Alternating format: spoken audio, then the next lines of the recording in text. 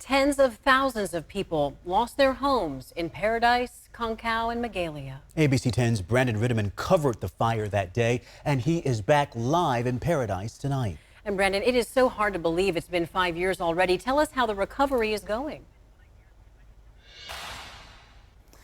You know, it's well underway, but there are still signs of the devastation everywhere. You know, things left over from the fire, like the top of this gate. You can see there's this metal cap, this aluminum cap that got so hot it melted. I mean, this was the gate to somebody's house. They walked through here maybe every day to a house that's no longer here. It's been scraped down to bare mineral earth, and you'll see more pads like this than not when you drive around Paradise right now. But you will also see the occasional building new coming back, like the house you see right there. Going strictly by the numbers, we're something like a third of the way back to the population and the building statistics that were here before the fire, but the numbers really fail this story, to be honest with you. It's thriving, this community is, in ways that numbers just can't capture. Nobody had a choice about whether to be burned out by this fire, but the people that are rebuilding up here, they're here because they choose to be here. It takes hard work and a lot of emotional strength. The people here have so much empathy because they've all been through their own trauma and the collective trauma of losing their community. And I really think about that. They lost family members, some of them did, friends, pets, homes, livelihoods, their jobs, the natural environment, their sense of safety where they live, and really everything that made up their day-to-day experience. And the experience changed them. I think we get more, we have more appreciation for the family, you know, for the family being together. You know, we each, and my family, my husband and my kids, we all know the most important is being united. That's Maria Garcia. She had just finally opened a brick and mortar restaurant in the summer of 2018. You think about that. Most restaurants fail in the first year or two of business. Hers survived even after the town it was in burned down just months after opening her doors, and it's still here 5 years later. She was one of the first to reopen her restaurant in the wake of this fire. She had to live in it to make that happen, and she works 14 to 16-hour days. There's not enough people here to support a restaurant that can have a lot of employees, so she's doing the work herself, her and her family.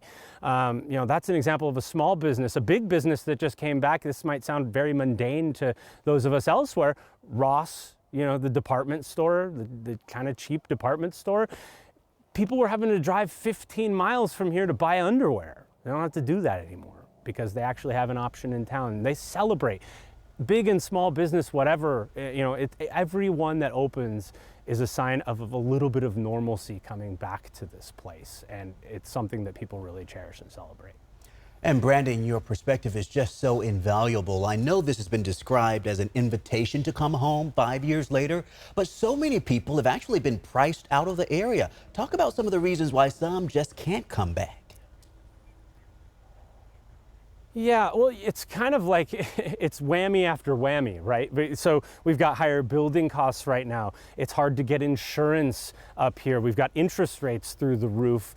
So financing is really difficult. And then behind all of that, we have what happened with the pg&e settlement money. So a lot of people here, especially if you were a renter or mobile homeowner, you were underinsured, right? So you don't have the money to come back up here and start a new life. And then on top of that, the company that started this fire, through criminal negligence, by the way, they're actually responsible for all this damage, managed to negotiate down the cost of that damage by filing for bankruptcy protection in federal bankruptcy court. And because of that, the victims, the survivors really, are beholden to pg&e's stock performing well in order to get paid. And the reality is it just doesn't look like they're going to get 100% of the claims that they're being told they have. So they don't have any way to borrow against that money, or really any certainty about how much money they're going to have. And that uncertainty alone is one of the big reasons that 5 years later, a lot of people can't even start to think about coming back up here who really would like to. And it's Brendan, an incredibly difficult situation. We know the survivors are grieving the loss of things, but most importantly, the loss of loved ones, including friends who've moved away. Do they think that sense of community can be rebuilt? Will that aspect of what made Paradise so special be brought back? You know, they're celebrating that is here. I mean, I can't tell you, I was kind of, honestly, because this is the scene of my own disaster survivor trauma. I mean, we had to work to get out of this place alive ourselves. I didn't lose my community though.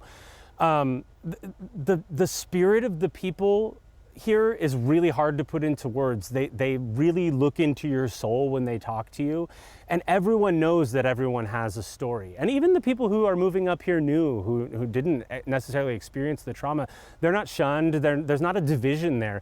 People just want to know people, and they want to lift each other up because they know that that's what it's going to take to get this place back. And that spirit, it never really died. This place was vacant for weeks in the wake of the fire before the first people could even start to come back up here who were lucky enough not to have their homes burned down. Those people lived with survivor's guilt and still do because their house made it. But they all have just so much empathy for each other and so much of a natural desire to lift each other up. And it's really been inspiring to be up here this whole week to see it.